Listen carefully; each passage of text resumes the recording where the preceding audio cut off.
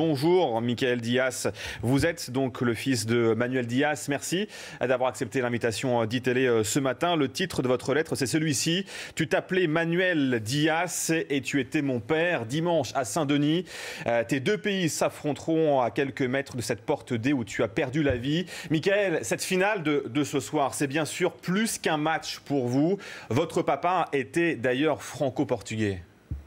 Oui, alors c'est forcément un match qui est spécial et qui a un peu des sentiments opposés parce que à la fois on est heureux de voir les deux pays de mes origines en finale et puis forcément ça me rappelle mon père qui est mort à quelques mètres du terrain de jeu de ce soir. Vous dites dans votre lettre que cette finale réunit ce soir des joueurs d'un côté comme de l'autre, d'origine française, portugaise ou encore africaine.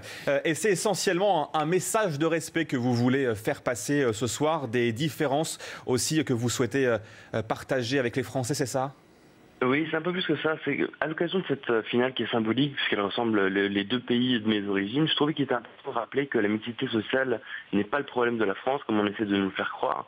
Sans que ce soit un paradis, nous sommes dans un pays où il fait bon vivre, et il est important de dire que ce climat de stigmatisation dans lequel nous vivons est un terreau pour la radicalisation et que nous devons combattre par l'intégration.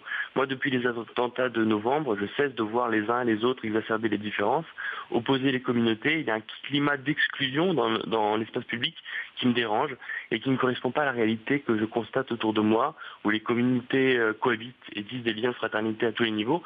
Il y a des logiques électoralistes qui tirent parti de cette opposition et moi qui étais touché par le terrorisme, je pensais qu'il était utile d'éveiller les consciences et de démontrer que l'intégration en France fonctionnait plus que ce qu'on essaie de nous faire croire.